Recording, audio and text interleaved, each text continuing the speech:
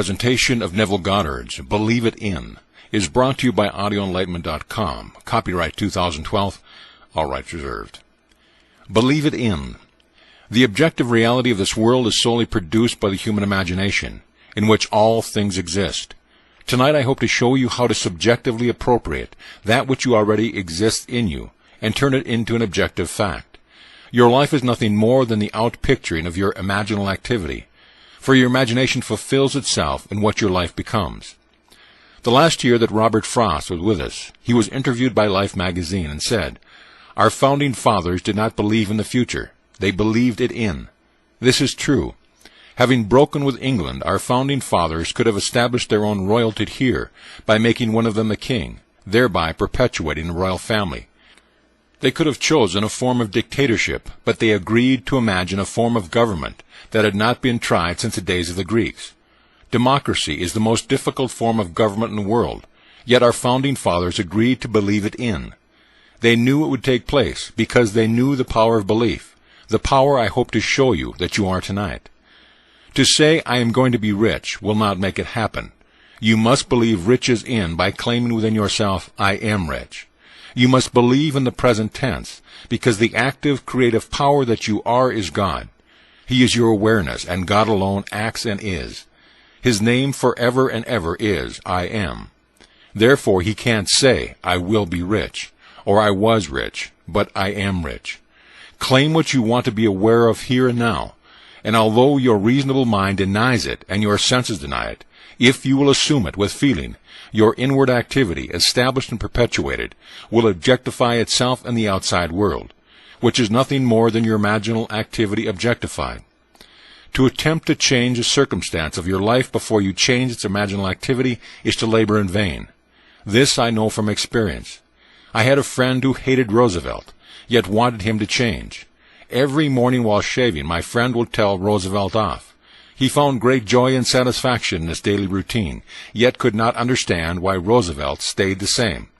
But I tell you, if you want someone to change, you must change your imaginal activity, for it is the one and only cause of your life. And you can believe anything if you will not accept the facts your sense dictates, for nothing is impossible to imagine, and imagining, persisted in and believed, will create its own reality. Now, all things exist in God, and He exists in you, and you exist in Him. Your eternal body is the human imagination, and that is God Himself. Your imagination is an actual body in which everything is contained. When you imagine, the thing itself comes out of that divine body, Jehovah. The story of Jesus is a wonderful mystery that cannot be solved until you discover, from experience, that He is your own wonderful human imagination. We are told that God speaks to man in a dream, and unveils Himself in a vision. Now vision is a waking dream like this room, while a dream occurs while you are not fully awake. A few years ago, this vision was mine. I was taken in spirit into one of the early mansions on Fifth Avenue in New York City at the turn of the century. As I entered, I saw that 3 generations were present, and I heard the eldest man telling the others of their grandfather's secret. These are his words. Grandfather used to say while standing on an empty lot, "I remember when this was an empty lot." Then he would paint a word picture of what he wanted to build there. He saw it vividly in his mind's eye as he spoke, and in time it was established. He went through life in that manner, objectively realizing what he had first subjectively claimed. I tell you, everything in your outer world was first subjectively appropriated. I don't care what it is.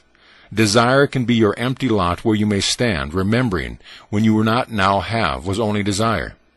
If I now say, "I remember when I lectured at the Women's Club in Los Angeles," I am implying I am no longer there, and am where I want to be. Remembering when you were poor, I have taken you out of the poverty and placed you in comfort. I remember when you were sick, by taking you out of sickness and placing you in the state of health. I remember when you were unknown implies you are not known. By changing my memory image of you, I can now remember when you, with all your fame and fortunes, were unknown and broke. That was the secret of grandfather's success. This is what I learned in vision. Do not put this thought aside, because it came to me in vision. In the 12th chapter of the book of Numbers, it is said that God speaks to man through the medium of dreams, and makes Himself known through vision. If God makes himself known to you through vision and speaks to you in dreams, what is more important than to remember your dreams and visions? You can't compare the morning paper or any book you may read to your vision of the night, for that is an instruction from the depth of yourself. God in you speaks to you in a dream, as he did to me when he took me on a trip in time to that beautifully staffed mansion at the turn of the century. As spirit, I was invisible to those present, but I heard more distinctly than they, and comprehended the words more graphically than they, because they had their millions, and who is going to tell one who already has millions how to get them? I entered their environment to hear their story, in order to share it with those who will hear and believe my words and then try it. This doesn't mean that just because you heard my vision, you are going to enjoy wealth. You must apply what you heard and remember when. If you would say, I remember when I couldn't afford to spend $400 a month for rent, you are implying you can well afford it now. The words, I remember when it was a struggle to live on my monthly income, implies you have transcended that limitation. You can put yourself into any state by remembering when. You can remember when your friend expressed her desire to be married. By remembering when she was single, you are persuading yourself that your friend is no longer in that state, as you have moved her from one state to another. When I say all things exist in the human imagination, I mean infinite states. For everything possible for you to experience now exists in you as a state of which you are an operant power. Only you can make a state become alive. You must enter a state and animate it in order for it to outpicture itself in your world. You may then go back to sleep and think the objective fact is more real than its subjective state into which you had entered. But may I tell you, all states exist in the imagination. When a state is entered subjectively, it becomes objective in your vegetative world, where it will wax and wane and disappear, but its eternal form will remain forever and can be reanimated and brought back into being through the seed of contemplative thought. So I tell you, the most creative thing in you is to enter a state and believe it into being. Now, causation is the assemblage of mental states, which occurring creates that which the assemblage implies. Let us say that I have two friends who would empathize with me, not sympathize, if they heard my good news. I put them together and listen, all in my imagination, as they talk about me and what has happened in my life. Being true friends, I hear their words of joy and see their happiness reflected on their faces. Then I will allow myself to become visible to them and feel their handshakes and embrace, as I accept their congratulations as a fact. Now I have assembled a mental state, which occurring created that which the assemblage implied. Therefore I am its cause. As I walk, firmly believing in the reality of what I have done, and that imaginal act becomes a fact, I may question myself as to how it came about. Then, remembering my imaginal act, I would say, I did it. If I did it, then did not God do it? Yes, because God and I are one. I am. Are you going to continue to believe there is another on the outside, or are you going to believe the great confession of faith, which I would urge you to accept? It's the great Shema. Hear, O Israel, the Lord of God, the Lord is one. If the Lord is one, he can't be two. Therefore, if his name is I am, and you say I am, you must be one with the Lord who brought you the world into being. Listen to these words. By faith we understand that the world was created by the Word of God, so that things that are seen were made out of the things which do not appear. Here we see that the Word of God is an imaginal activity, which joined by faith created the world. And faith is nothing more than a subjective appropriation of an objective hope. Now when you discuss your desire with me, you cannot see my imaginal act relative to you. If you tell me you need a job and I accept that thought, when I think of you I remember your need. But if I changed your words and heard you tell me you loved your job, I could remember when you needed one, for now my memory bank contains the fact that you have a job you like very much. And when we meet again, you tell me that you have it. You are only bringing confirmation of my imaginal creative act. Now, if imagination works this way, and it proves itself in the testing time and time again, what does it matter what the world thinks? It costs you nothing to try, and what a change in life it will produce for you. Try it, for you will prove it in performance. This may be in conflict with what you believe God to be. Maybe you still want him to be someone on the outside, so that there are two of you and not one. That's all right if you do, but I tell you, God became you, that there would not be you and God, He became you, that you may become God. If God became you, his name must be in you, and it is. For I ask you anything, you must first be aware of the question before you can respond, and your awareness is God. You may not be aware of who you are, where you are, or what you are, but you do know that you are. Aware of what your senses and reasons dictate, you may believe that you are limited, unwanted, ignored, and mistreated, and your world conforms your belief in your imaginal activity. And if you do not know that your awareness is causing this mistreatment, you will blame everyone but yourself. Yet I tell you the only cause of the phenomena of life is an imaginal activity. There is no other cause. If you believe in the horrors of the world as they are given to you in the paper and on television, your belief causes the horrors to continue. Believing the news of a shortage, you will buy what you do not need, blindly accepting the pressure to perpetuate an imaginal activity that keeps you frightened. All through Scriptures you are told to let not your heart be troubled, be not afraid and fear not. If fear could be eliminated, there would be no need for psychologists or psychiatrists. It's a bunch of nonsense anyway. Every day this branch of medicine changes their concepts, and they are always in conflict as to what a man's attitude towards life is. I say to everyone, the whole vast world is now in your human imagination, and you can bring any desire out of it by believing it into being. First you must know what you want, then create an image that fulfills it. Would your friends know and talk about it? Imagine they are with you now, discussing your fulfilled desires. You could be at a cocktail or dinner party that is being given in your honor. Or maybe it is a great get-together over tea. Create a scene in your mind's eye and believe its reality in. That invisible state will produce the objective state you desire, for all objective reality is solely produced by imagination. The clothes you are now wearing were first imagined, the chair in which you are seated, the room that surrounds you. There isn't a thing here that wasn't first imagined, so you can see that imagining creates reality. If you don't believe it, you are lost in a world of confusion. There is no fiction. What is fiction today will be a fact tomorrow. A book written as a fictional story today comes out of the imagination of the one who wrote it, and it will become a fact in tomorrow.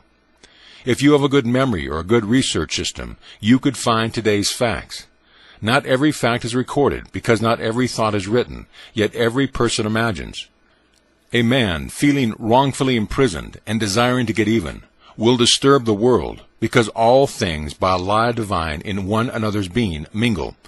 You can't stop the force that comes from one who is imagining, because behind the mask he wears, you and he are one. Start now to become aware of what you are thinking, for as you think you imagine. Only then can you steer a true course to your definite end. If you lose sight of the end, however, you can and will be moved by seeming others. But if you keep your mind centered in the awareness of dwelling in your destination, you cannot fail. The end of your journey is where your journey begins. When you tell me what you want, do not try to tell me the means necessary to get it, because neither you nor I know them. Just tell me what you want, and I may hear you tell me that you have it. If you try to tell me how your desire is going to be fulfilled, I must first rub the thought out before I can replace it with what you want to be. Man insists on talking about his problems. He seems to enjoy recounting them and cannot believe that all he needs to do is state his desires clearly. If you believe that imagination creates reality, you will never allow yourself to dwell on your problems. For you will realize that as you do, you perpetuate them all the more. So I tell you, the greatest thing you can do is to believe a thing into existence, just as our founding fathers did. They had no current example of democracy. It existed in Greece centuries ago, but failed because the Greeks changed their imaginal activity.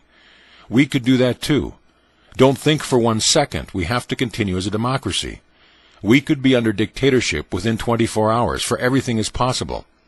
If you like democracy, you must be constantly watchful to keep its concept alive within you. It is the most difficult form of government. A man can voice an opinion and stage a protest here, but in other forms of government he cannot. If you want to enjoy the freedom of a democracy, you must keep it alive by being aware of it. Now, if you keep this law, you don't have to broadcast what you want. You simply assume that you have it. For although your reasonable mind and outer senses deny it, if you persist in your assumption, your desire will become your reality. There is no limit to your power of belief, and all things are possible to him who believes. Just imagine what enormous power that is. You don't have to be nice, good, or wise, for anything is possible to you when you believe that what you are imagining is true. That is the way to success.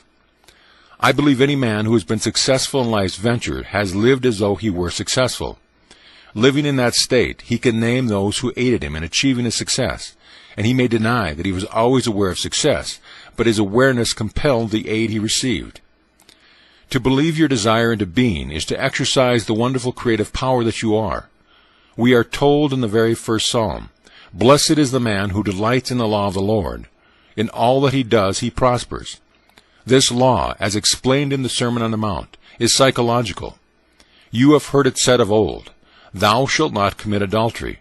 But I say unto you, anyone who lusts after a woman has already committed the act of adultery with her in his heart. Here we discover that it is not enough to restrain the impulse on the outside.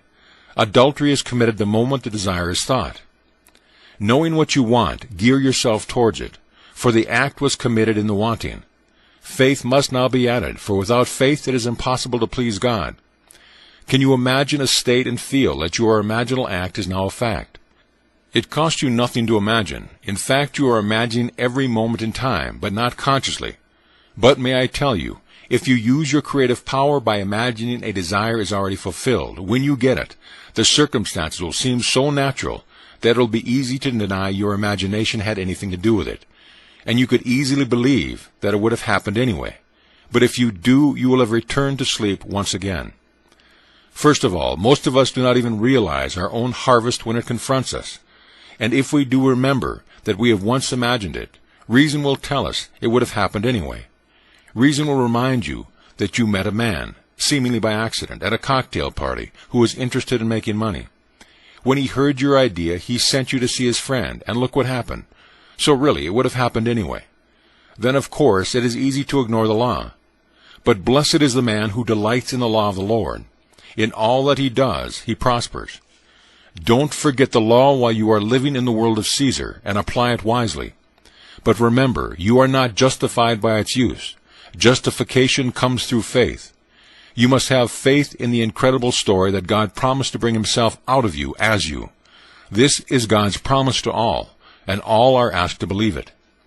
It is not what you are, but what you trust God to do that saves you.